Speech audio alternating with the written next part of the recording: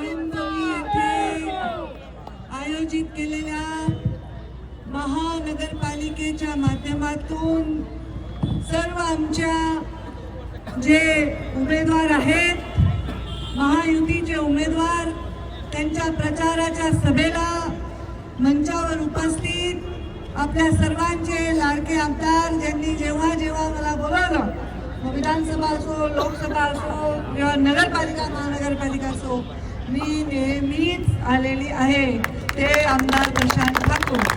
मंचावर उपस्थित माझे खास लाडके, माझे युवा मोर्चापासूनचे माझे सहकारी, त्यांनी आमदार व्हायची आम्ही प्रतीक्षा करत होतो, ते झाल्यामुळे आमचा विराम झाला, कारण आमचा अख्खा युवा मोर्चा आमदार खासदार झाला, एक यशस्वी युवा मोर्चा झालाय. ते आमचे विक्रांत पाटील आणि त्यांच्या बिलकुल लहान मोठा भावासारखे दिसतात ते त्यांचे वडील बाळासाहेबजी पाटील मंचावर उपस्थित, जिल्ह्याचे अध्यक्ष भारतीय जनता पार्टीचे अविनाशजी कोळी, आमच्या मित्र पक्ष आमच्या एकनाथ शिंदे साहेबांची आमची युती आहे आणि त्यांचे पक्षाचे इथे प्रतिनिधी म्हणून आलेले शिवसेनेचे इथले शहर जिल्हा प्रमुख रामदासजी शेवाळे, राष्ट्रवादीचे जिल्ह्याचे अध्यक्ष शिवदासजी कांबळे, मंचावर उपस्थित रिपाईचे अध्यक्ष मोहनजी बोलखंडे, मंडल अध्यक्ष अमर पाटील, रविनाथ पाटील, आता दिसणारे बाबांनो, प्रिया मुखदम आणि प्रीतम म्हात्रे आणि त्यांचे पत्नी, हे मला वाटतं बिनविरोध झालेले आहेत, सॉरी आणि उपस्थित सर्व उमेदवारांचे किती प्रभागाची सभा आहे प्रशांत? टोटल 71 उमेदवार आहेत आणि ही सभा जी आहे ती 12 उमेदवारांची आहे. तर या 12 उमेदवार कुठे सगळे पुढे या, थोडं उमेदवार पुढे या, उमेदवार या 12 उमेदवारांची मी नावं वाचेन. प्रभाग 7 चे अमर अरुण पाटील, मनाली ठाकूर, राजेंद्र शर्मा. प्रभाग 8 चे बबन मुकादम,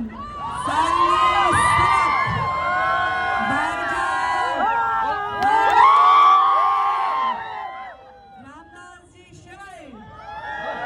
प्रभाग 9 चे महादेव मध्ये प्रतिभा भोईर, दमयंती भोईर, शशिकांत शेळके आणि प्रभाग 10 चे रवींद्र भगत, सरस्वती कातार, मोनिका मानवर आणि विजय खानावकर. असे सर्व हे उमेदवार आणि सर्व महानगरपालिकेचे 71 जे आमचे महायुतीचे उमेदवार उभे आहेत, त्या सर्व उमेदवारांना आपण महायुतीचं जे त्यांचं चिन्ह असेल, मग कोणतं चिन्ह असू शकतं? कमळ, दुसरा आणि तिसरा तुमची हे बटन दाबून मोठ्या मताने विजय करा. तुमची रॅली एवढी जबरदस्त झाली की मला वाटलंच नाही की मी बीडमध्ये येईन.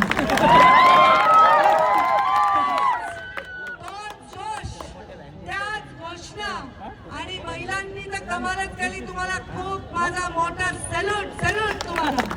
तेवढ्या संख्येने या महिला आल्या, किती सुंदर घोषणा देत, गळ्यामध्ये आपापल्या तिन्ही सगळ्या महायुतीचे गमचे घालून. अहो, एवढा उत्साह ज्या कार्यकर्त्यात असतो तिथे नेत्याच्या येण्यालाही कार्यकर्त्याच्या कष्टाने विजय मिळत असतो.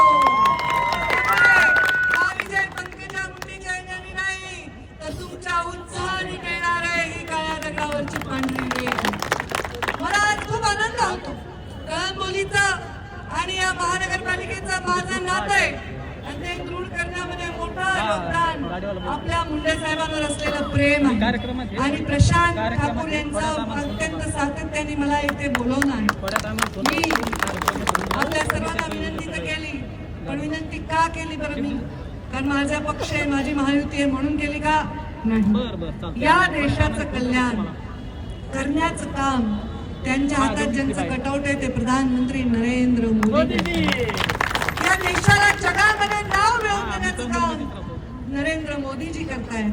या राज्याला देशामध्ये नाव मिळवून द्यायचं काम देवेंद्रजी फडणवीस करतायत, एकनाथजी शिंदे आपली महायुती करत आहे आणि या महानगरपालिकेला यश मिळवून देण्यासाठीचं काम इथले सगळे आमचे महायुतीचे नेते करत आहेत. आता खरं तर देशात आमचं सत्ता आहे, राज्यात सत्ता आहे, मग इथे दुसऱ्याची सत्ता देऊन काय करायचंय? भोपळा का? अरे बघितलेलं आहे, दुसऱ्या हातात सत्ता देऊन या देशात अनेक वेळा कोणी गरिबाचा विचार केला नाही, कोणी मध्यमवर्गीयांचा विचार केला नाही, कोणी खेड्यांच्या विकासाचा विचार केला नाही, कोणी शहरांच्या सर्वांगीण विचार केला नाही. तो केला तो केवळ आमच्या नेत्यांनी सामान्य माणसासाठी केलेला आहे.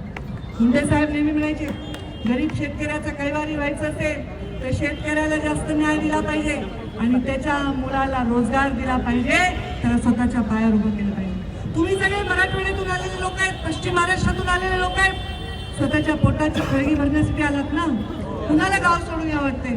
स्वतःच्या पोटाची खळगी भरण्यासाठी आले, इथे स्थायिक झाले, इथलेच झाले. पण तुमची नाळ जिथे जोडली आहे तिथून मी आलेली आहे आणि म्हणून ही माळ आपल्या प्रधानमंत्री नरेंद्र मोदींना या देशाला जागतिक सत्ता बनवायचं आहे. आमच्या देवेंद्रजी फडणवीस शिंदे साहेब, आमच्या महायुतीचे अजितदादा यांना राज्यामध्ये हे सगळ्या राज्यात अव्वल राज्य तीन माणसाला मला तेच आहे अव्वल राज्य बनवायचं आहे आणि हे बनवायचं असेल तर आपली सत्ता पाहिजे. आता तुम्ही घोषणा देत आहेत, अमर रहे मुंडे साहेब अमर रहे. आता मुंडे साहेब अमर ठेवायचे असतील तर ज्याच्यात मुंडे साहेबांचा जीव आहे त्याला न्याय दिला पाहिजे. मुंडे साहेबांचा जीव तुम्हाला वाटेल की पंकजाताईत आहे, प्रीतमताईत आहे, यशस्वीताईत आहे, स्वतःच्या परिवारात आहे. नाही, मुंडे साहेबांचा जीव त्या भारतीय जनता पार्टीच्या कमळात. गोपीनाथ गड कुठे? कमळाच्या आत मुंडे साहेबांची समाधी. हे स्टेटमेंट 12 वर्षापूर्वी मी केलंय, कारण मला माहिती आहे की माझ्या वडिलांनी अगदी जेवण केलं नाही, हाडाची काढे केली, रक्ताचं पाणी केलं आणि पक्ष हा वाडी वस्त्या कांड्यावर आणि गावागावात लहान घरामध्ये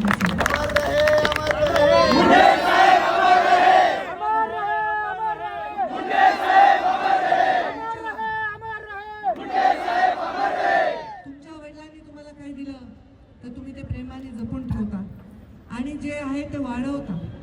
आपल्या वडिलांनी जर वडिलांकडे एक स्कूटर असेल तर आपण बोलतो बुलेट घेऊ, बुलेट असेल तर आपण बोलतो 4 चाकी वाहन घेऊ, 4 चाकी एक असेल तर आपण 2 घेऊ. आपल्या मागच्या पिढीपेक्षा आपण जास्त काम करण्याचा प्रयत्न करतो. माझ्या वडिलांनी जर माझ्यासाठी हे ठेवले आहे पुण्याई, तर ही पुण्याई वाढवायची असेल तर तुमचा विकास झाला पाहिजे आणि तुमचा विकास हाच केंद्रबिंदू ठेवून राजकारण करत असताना मी आता पर्यावरण मंत्री आहे, तुम्ही फटाके वगैरे वाजवले, आता गडबड करता रे तुम्ही. मी म्हणते नका वाजवू, मी आता नाही, पर्यावरण मंत्री नसताना म्हणजे नका वाजवू फटाके, प्रदूषण होतं. पण ठीक आहे, आता तुम्ही वाजवले, जाऊ द्या, माफ केलं तुम्हाला. पण पर्यावरण नीट करायचं असेल तर राजकारणातले पर्यावरण आणि या आवळ्यातलंही पर्यावरण हे दोन्ही आपल्याला नीट करायचं आहे आणि नीट करायचं असेल तर विकास करायचा आहे. मेट्रो जाण्याच्या भुयारी मार्ग करायचे आहेत, उड्डाणपूल करायचे, केले, जे करून दाखवलंय. बघा आता मुंबईचं चित्र बघा, या पनवेलचं चित्र बघा. मी जेव्हा लहान होते आम्हाला कधी मुंबईहून निघालो पुण्याला जायचंय, कधी जर घाट काढला तर 6 तास 8 तास 10 तास 12 तास त्या घाटामध्ये अडवलं जायचं. आता बघा मी अटल सेतूने आले झोप झोप झोप करून तुमच्यापर्यंत, काही ट्रॅफिक बिपिक लागलं नाही. कोणी केलंय? अटल सेतू नाव दिलंय प्रधानमंत्री नरेंद्र मोदी यांच्या संकल्पने झाले. आज सी लिंक आहे, कोस्टल हायवे आहे, तुमच्या इकडे एअरपोर्ट होत आहे मोठ्या प्रमाणामध्ये. एअरपोर्टला तुम्हाला हवं त्याप्रमाणे नाव देण्याच्या तुमच्या आग्रहाला सुद्धा सरकारने सकारात्मक कामगिरी दाखवलेली आहे. सगळं काय चालू हे फक्त आणि फक्त तुमच्यासाठी चालू आहे. आता तुमचा जाहीरनामा वगैरे काही माझ्याकडे नाही, कारण रॅली एवढी जोरात झाली. मी मला आता थोडंसं आमची हवा गेली असेल कार्यकर्त्यांची, घोषणा देऊन चालून भाषण लंबा चौडा नको. पण तुमचा जो काही जाहीरनामा आहे तो जाहीरनामा मी घरी गेल्यावर वाचेन.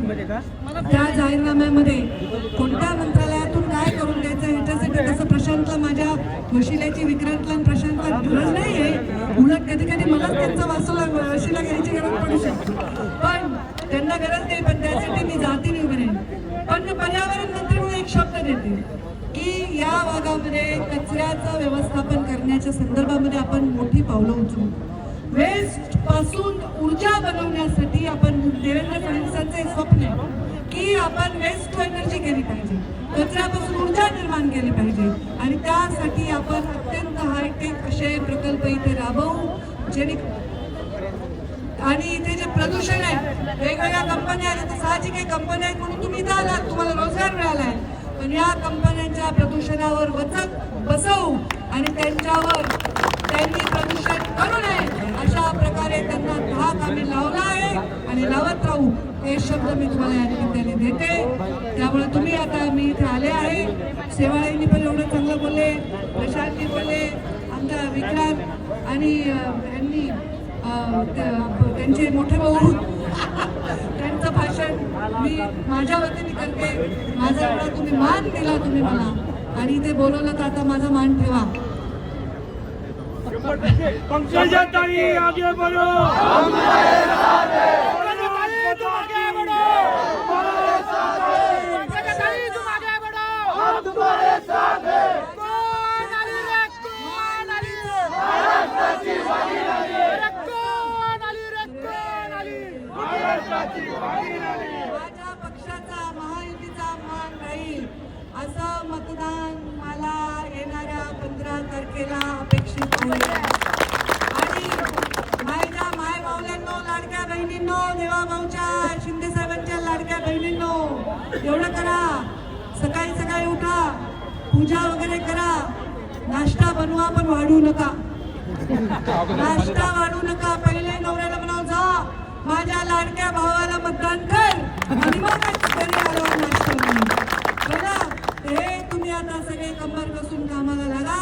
एवढी भव्य दिव्य रॅली आहे, विजय मिळवा. बिनविरोध तर ऑलरेडी आलेलेच आहेत, त्यामुळे अजून आपल्याला आणायचे आहेत. तर यासाठी तुम्हाला खूप खूप शुभेच्छा आणि तुम्हाला घरून या सगळ्या टीमला मी तुमच्या पाठीशी खंबीरपणे मी आणि आमचे देवेंद्रजी आणि शिंदे साहेब आणि अजितदादा आणि पूर्ण टीम उभी आहे असं मी आपल्याला विश्वास व्यक्त करते आणि माझ्या वाणीला विराम देते. धन्यवाद. जय हिंद.